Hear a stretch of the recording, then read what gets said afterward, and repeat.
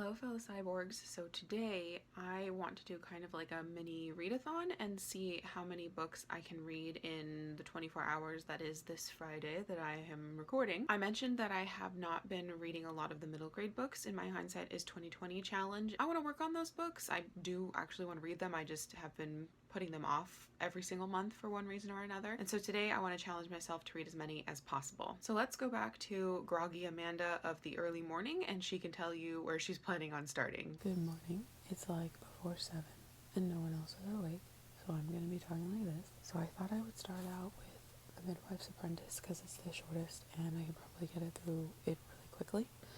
And then I think I'm going to move on to Island of the Aunts, which I'm really excited to reread. This is the one I'm probably most excited for. I really enjoy Eva Ibbotson, and I haven't read this in years, and there are mermaids in it.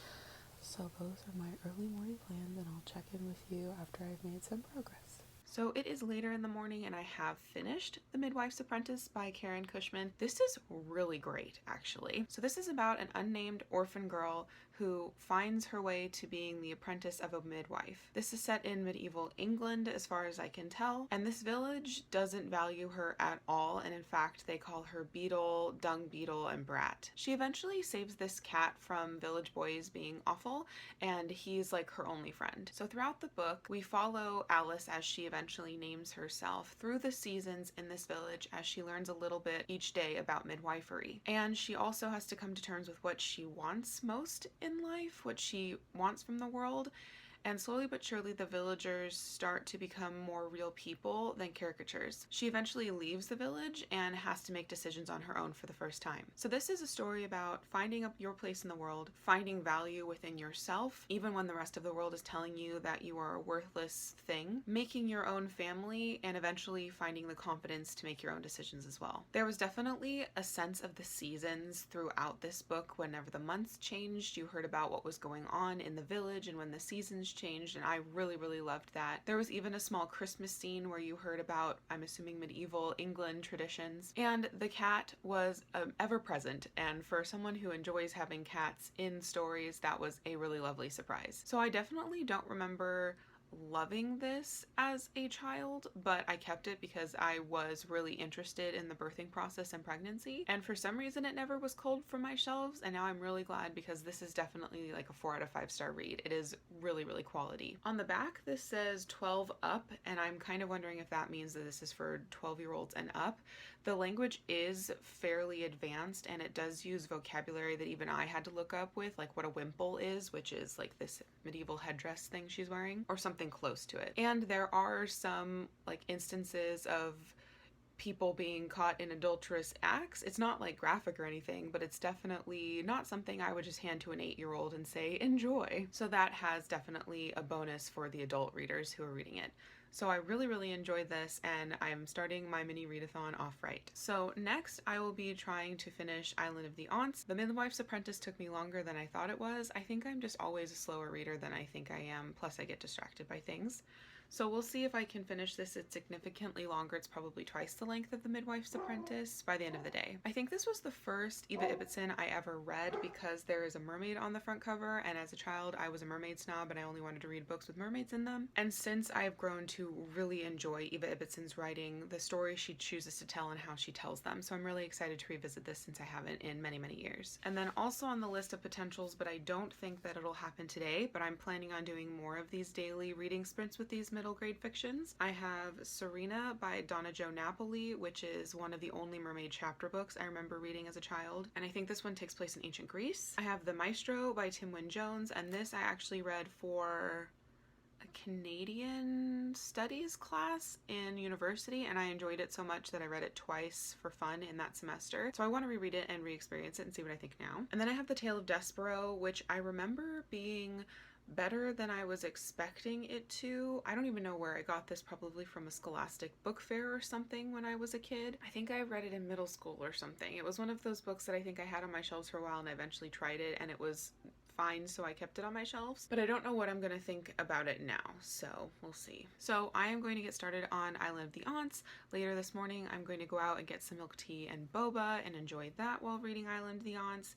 And then we'll see how the late afternoon and evening goes with my reading plans. Hello, so it is now 4:30 on September the 4th, and I am just about halfway through Island of the Aunts. I'm really enjoying this as much as I remember the first time, though one thing that just completely endeared me at the very beginning is that the aunts are older women, older single women. Most of them have physical features that would not be typically described as feminine or attractive in a woman. Excess body hair, excess body fat, etc. But never is this like demonized or talked about with disgust or as like something to get over. The eldest sister, Aunt Etta, has a not at all unpleasant mustache, and then all of the sisters don't shave their legs because there's strength in hair like Samson in the Bible, and I just really love that a lot. It's not made fun of, it's not derided, it's just like these are their bodies, they have things that are more important than shaving their legs on this island. They moved to this island and quickly came to be kind of triage for the sea creatures that are on their shores, both realistic and magical. And so that's a really fun aspect of this, is learning about the magical creatures that are here on this island. One thing that is kind of questionable, and it's oftentimes present in Ibbidson's work, is that the parental figures are often very neglectful or outright bad parents. And that's definitely the case with these children. This book starts out with the 3 aunts who are living on the island deciding that they need to kidnap children since they have no children of their own and they are in their probably 70s, 60s, 70s at this point.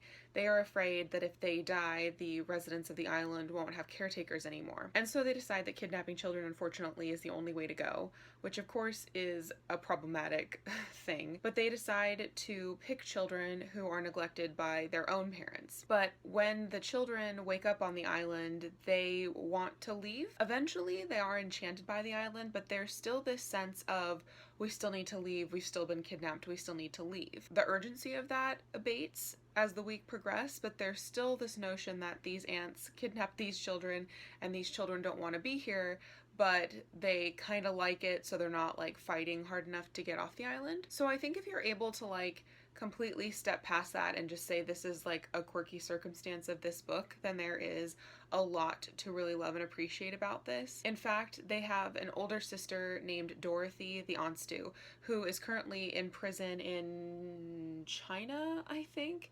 because she went to protest the killing and eating of pangolins, and she assaulted a restaurant owner with his own wok who was serving pangolins up. And so she's in jail because she was trying to protect pangolins.